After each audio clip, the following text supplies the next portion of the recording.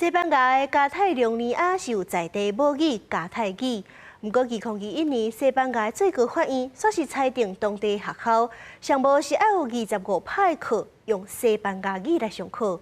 赞成的人士认为讲西班牙语是全国的共同语言，不过反对者是烦恼因的母语加泰语会愈来愈少人讲。阴暗7点半，公司台记台青春咱的梦，就带咱的镜头来去西班牙，探讨这个语言对这个所在产生什么款的影响，对咱台湾保存母语有什么款的启示。这是西班牙巴塞隆纳的一间中学，也是去教室会当看到老师在上课，写伫黑板的内容差不多拢用加泰语。这款教学的方式为1983年开始，就是加泰隆尼亚学校的日常。Encara que la classe sigui en català i que el material més estrictament educatiu sigui en català, els alumnes, evidentment, entren en contacte amb el castellà perquè el món de les xarxes socials, d'internet, molts recursos audiovisuals, doncs estan elaborats en castellà. 不过，这套制度这几年开始出现变化。2021年，西班牙最高法院裁定加泰隆尼亚的学校至少要有25派的课程要用西班牙语来上课。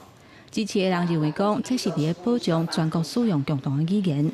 不过，反对的人烦恼讲，加泰语伫咧校园内底的空间会愈来愈小。Espanya ha estat a través de la prohibició de la llengua catalana, que d'alguna manera ha hagut de sobreviure als atacs de l'estat espanyol. Avui, en democràcia, continua existint aquesta tendència de l'estat espanyol a...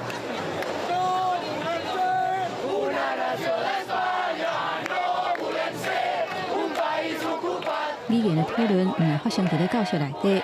每一年9月11是加泰隆尼亞的民族日，迄一天會有濟濟民眾行去巴塞隆納的街路。對因來講，講什麼款的語言唔係是慣勢，是身份的認同。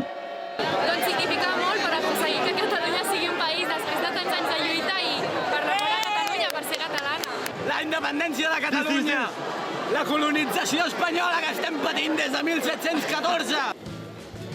根据官方的统計，喺巴塞隆納的市區，真正把加泰語當作主要日常用語的人已經無甲3成。